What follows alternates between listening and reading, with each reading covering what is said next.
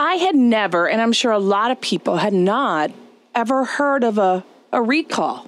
Well, the truth of the matter is there is no recall in the North Carolina system. Now, there are, all the 50 states have different electoral systems. California recalled its governor.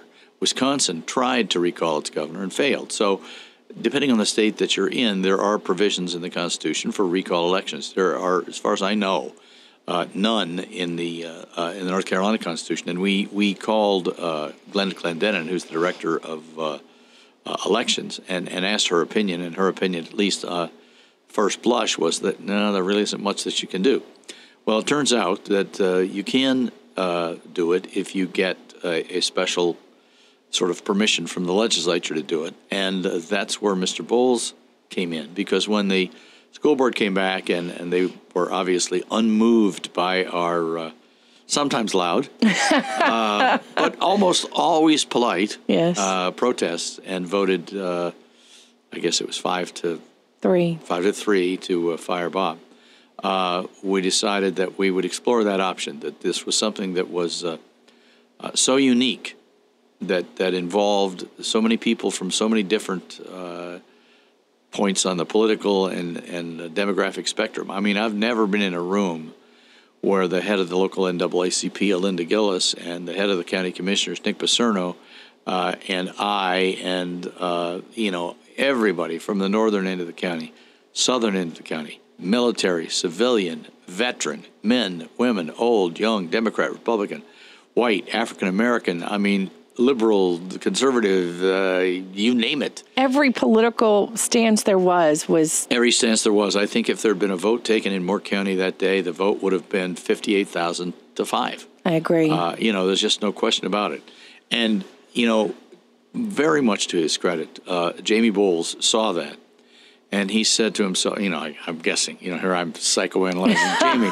He would love that. He is a San Diego grad, and so I'm entitled to psychoanalyze. You are. He said to himself, I'm the representative of these people, and with that representation comes a pretty heavy responsibility.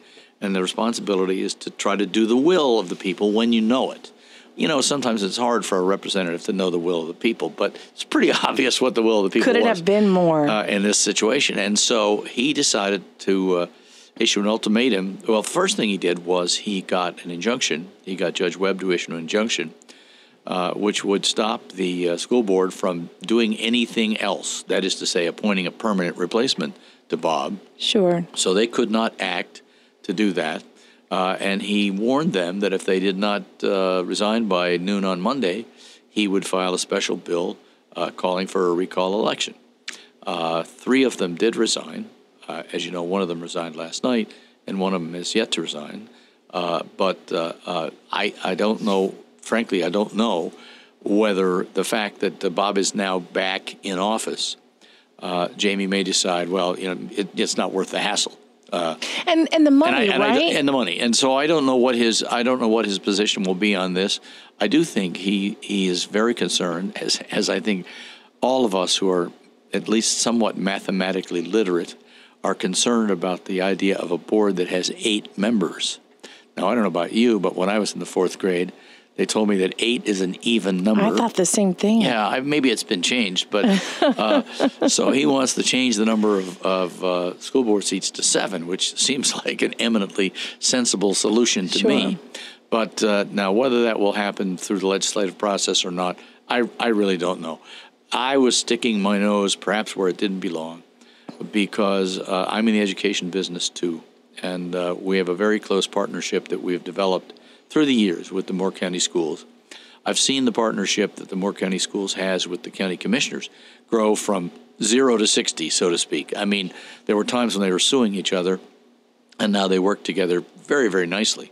I had seen the way in which the schools were working with the college to enhance the number of kids who can take classes at both places. We're likely to triple that number this fall, and that's very exciting for us, of course, but I think it's also exciting for the students and their parents because they take these classes at no charge. There were some financial obstacles to that.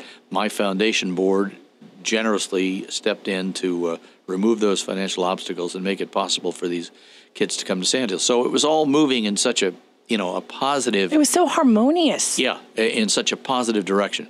And then to have this happen. And, I want to say this too. Laura Lang's a friend of mine, and Kathy Farron I know and like. And Ben Cameron I've only met a couple times, but, I like him. And I've known Sue Black for, 20 years. These are not evil people. They're not. I'm sure they had what they thought were their good reasons. Whatever those reasons were, I don't know. And God knows the school board has the right to fire the superintendent, just like the college board has the right to fire me.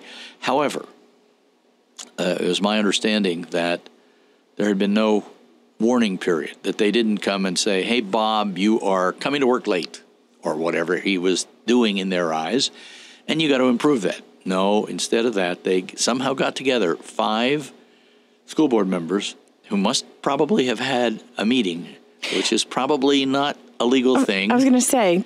But somehow or another, they somehow got together and decided that they were going to sort of fire him without a period of counsel. I'm an employer. I have 300 people that work for me, and the worst employee I have, of course, I have no bad employees. Of course not. But if I had one, the very worst one I would have would certainly have an opportunity to be counseled and have a chance to improve his or her performance.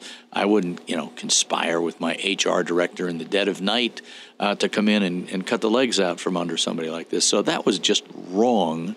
And I thought that combined with the level of cooperation that we've achieved with the schools, made it almost mandatory for me to shoot off my sometimes uncontrollable mouth. And well, I think you were a catalyst for a lot of people when they were saying Dr. Dempsey has an issue with this. I probably should too. What was really interesting to me when this kind of word got out and they moved the meeting to Thursday. Yeah. And they had to go to the courthouse and they started at the school board and then realized. There were, I can't tell you how many people, there were certainly hundreds. And when we moved to the courthouse, it was full. The historic courthouse was full. As you know, as a college president, I go to a lot of county commissioners meetings, and then there's only 9 people sitting there. Right. But there were so many people there. And last night, you saw it. Over 1,000. I said to my wife this morning, she said, what was it like? I said, it was like going to a concert or something where you had to park. I'll bet you had to park half a mile away from that place. I know. I got there at 5:15 and the lot was already filling up. It's just amazing. So this is something that has somehow resonated with this community. And this is not, Moore County is not this ain't Marin County, California. We don't get our noses out of joint every time a seal dies. Right. This is not a place that's overly politicized. And to have this kind of reaction shows you that this is a very popular guy. And I think what it shows, because the reason that I got involved was the college, but the second reason was I heard from so many teachers. My goodness. Teachers, in my judgment, we make tremendous demands on teachers. And over the years, by over-bureaucratizing their lives, we've given them responsibility, but we've taken away their authority. I have a daughter-in-law who's a school teacher, and that's one of her major complaints, that they have all these responsibilities, but they have to do things like robots, and that's been taken away here in Moore County. And Bob was a breath of fresh air to the teachers, and they were seeing for the first time somebody who understood that they are creative people, they're energetic people, they have the best interests of these kids at heart, and hey, give us a chance to work with them rather than treating us like automatons. And the views that were expressed by those teachers to me were, hey, we've had some oxygen here the last year after, a decade of having the oxygen snuffed out of us, and now it's being snuffed out again. We're just going to die. We're just going to go and wither on the vine. So those teachers had to be responded to. I think one of the most interesting things to me of the whole situation is all the people that showed up in that courthouse last Thursday and voiced their opinion, and they still voted the way they did. I really was shocked. I was shocked, too, to be honest with you. Bruce Cunningham, I got to give him credit. By the way, I got to give him a lot of credit because he was phenomenal throughout this. But he said to me the other day, he said, it's a shame Norman Rockwell wasn't there to paint that crowd because, as I said, it was black, white, young, old, military, civilian. It was a compendium of all the people in this community. And, for them to stand there and not vote, in a certain way, I said to myself, I got to admire those people. I know. I mean, they're not caving. And so, and that leads me to believe, again, these people are not, I don't know what the word is. They're not evil people. So they must have had what they thought were their reasons. But in view of the universal esteem in which this guy is held by the kids, the teachers, the business community, the college, I'm sure there were problems in the central office. Now, I have no idea. Maybe Bob's management style in the central office isn't what they're used to. And that's a cause for concern. If you are, if I am running around making speeches and everybody thinks I'm doing a good job, but the people on my hall are saying, his temper's getting out of control as he gets older and older. Right. The board would, I'm sure, sit me down and say, hey, John, you got to rein this back in. I mean, that's just sensible. And they didn't do that in this case. So that's what I found indefensible.